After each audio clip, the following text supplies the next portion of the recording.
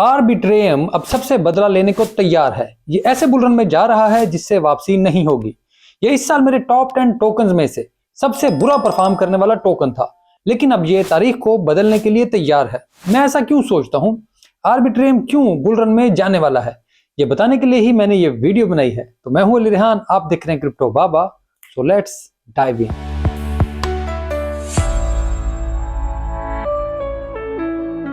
ARB token है क्या, पहले ये बात करते हैं। ये इथेरियम का लेयर 2 सॉल्यूशन है।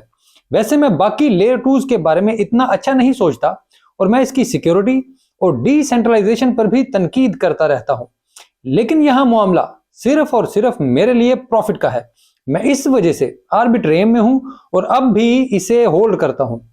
ARB सिर्फ गवर्नेंस टोकन है जो अपने ऊपर बनने वाली डेप्स को नई टेक्नोलॉजी फराहम करता है।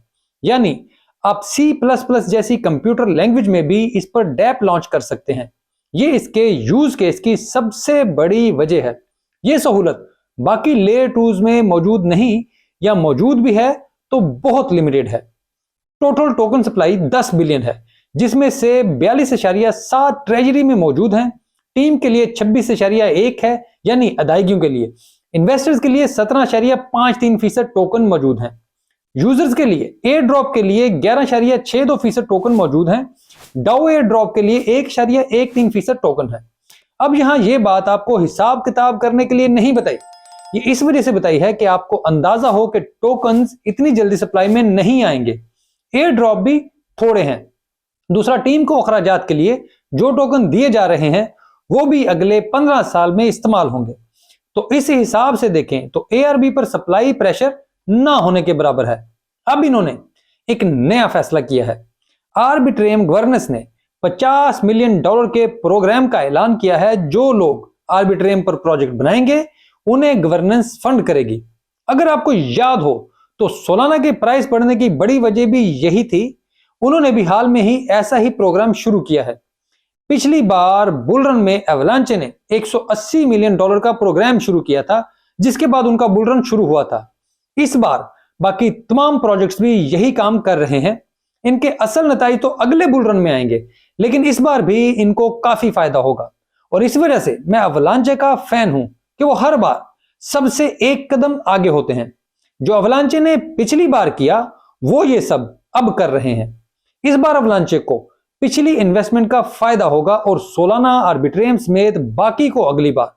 खैर, हमें ये देखना है कि किसे कितना फायदा होगा, ये बुल रन के एंड पर पता चलेगा। खैर, आर्बिट्रेयम के इस ऐलान के बाद इसके टोकन की कीमत कुछ बढ़ी है, लेकिन अभी ये फुल सेंड मूड में नहीं आई। खैर, ये आएगी। आर्बिट्रेयम की मदद के लिए सेवी प्रोटोकॉल ने भी 21 मिलियन के एक अलग इंसेंटिव प्रोग्राम का ऐलान किया है। यह पैसा भी आर्बिट्रेयम पर प्रोजेक्ट शुरू करने के लिए दिया जाएगा। इसके बाद आर्बिट्रेयम पर स्टाइलस अपग्रेड आ रही है, जिससे माइनस रस्ट और C++ की मदद से स्मार्ट कॉन्ट्रैक्ट्स मजीद आसानी से चल सकेंगे। ये अपग्रेड दुनिया भर से लाखों डेवलपर्स को ऑन बोर्ड करने की सलाहियत रखती है, क्योंकि ये सबसे ज्यादा इस्तेमाल होने वाली लैंग्वेजेस हैं। और अगर इनका इस्तेमाल आसान हो गया तो ये बहुत बड़ी कामयाबी होगी। इधर इथेरियम भी अपनी लेयर 2 के लिए नई अपग्रेड ला रहा है, जिससे इनकी फीस भी कम हो जाएगी। आर्बिट्रेयम समेत तमाम लेयर 2s को फायदा होगा। यह अपग्रेड इथेरियम के पूरे इकोसिस्टम में हलचल मचा देगी। आर्बिट्रेयम ने अपना स्टेकिंग प्रोग्राम भी शुरू कर दिया है, ताकि लोग ज्यादा से ज्यादा टोकन खरीदें और उन्हें स्टेक करें, जिस पर इन्हें आर्बिट्रेयम टोकन ही दिया जाएगा। लेकिन इस पर पहले काफी मसला पड़ा। टीम चाहती थी कि नए टोकन ट्रेजरी से निकाल कर दिए जाएं, लेकिन गवर्नेंस टीम नहीं मानी, जिस पर उन्होंने सप्लाई से मजीद टोकन हासिल किए और इसके साथ ही स्टेकिंग प्रोग्राम शुरू कर दिया। अब यह अमल वैसे सुनने में अजीब सा लगता है, लेकिन आपको ऐसी चीजों पर गौर करना चाहिए, क्योंकि गवर्नेंस टोकन की प्राइस के हवाले से इंतहाई मोहतात है। गवर्नेंस नहीं चाहते कि सप्लाई मार्केट में ज्यादा हो, वो चाहते हैं कि आर्बिट्रेयम की प्राइस मजीद बढ़े, ये एक भरपूर बुल रन करे। वो पूरी कोशिश कर रहे हैं कि आर्बिट्रेयम ज्यादा से ज्यादा अट्रैक्शन हासिल करे। इसी वजह से गवर्नेंस ने आर्बिट्रेयम की सप्लाई पर मजीद कड़ी नजर रखी हुई है। वो एक टोकन भी मार्केट में सप्लाई करने से पहले कई कई हफ्तों की डिबेट करते हैं। उन्हें अंदाजा है कि एयर ड्रॉप्स की वजह से पहले ही मार्केट में काफी सप्लाई मौजूद है और अगर उन्होंने मजीद किसी भी मौका पर सप्लाई बढ़ा दी तो आर्बिट्रेम टोकन के लिए ये अच्छा साइन नहीं होगा।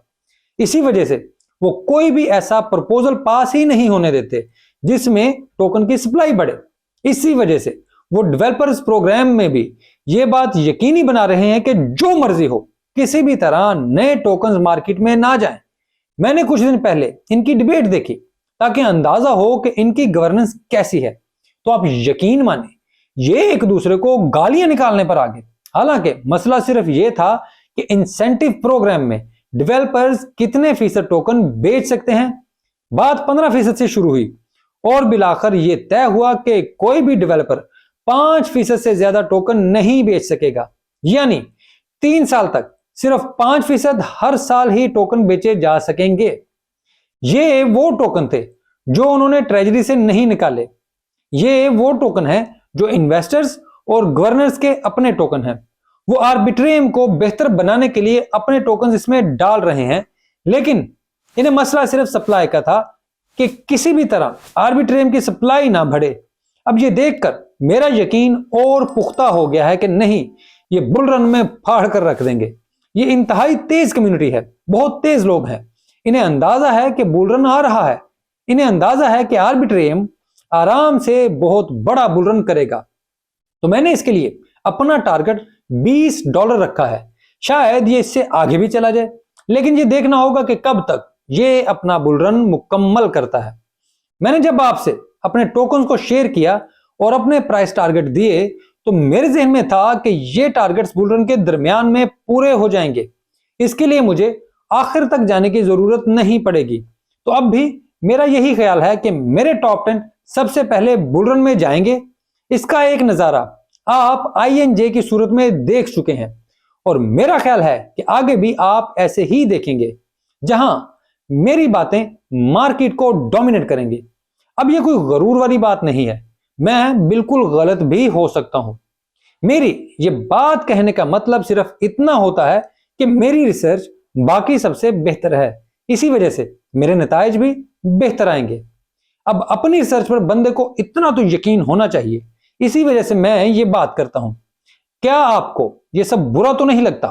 अगर लगता है तो प्लीज बता दें, मैं ऐसा नहीं कहा करूंगा। लेकिन मैं अपने में मियां मिट्टू नहीं बनता, अपनी तारीफ नहीं करता, हाँ अपनी रिसर्च की तारीफ करता हूं। तो प्लीज कमेंट में बताएं कि आपको ये कैसा लगा और ये वीडियो कैसी लगी, इस पर भी अपनी राय दें। इसके अलावा आप मुझसे X पर भी राब्ता कर सकते हैं, यानी ट्विटर पर भी। मेरा ट्विटर हैंडल स्क्रीन पर आ रहा होता है, वहां पर आप DM में मुझसे कोई भी बात पूछना चाहें पूछ सकते हैं। हाँ, यहाँ पर मैं एक चीज बता दूं कि मैं कुछ मसरूफियत का शिकार हूं, शदीद किस्म की मसरूफियत, तो इसलिए यूट्यूब पर भी और ट्विटर पर भी फौरी मैं अपने रिप्लाईज को एंटरटेन नहीं कर रहा। कोई 1-2 हफ्ते का मुझे मार्जिन चाहिए, तो उसके लिए मैं आपसे पहले से माजरत चाहता हूँ। ये वीडियो देखने के लिए आपका बहुत शुक्रिया।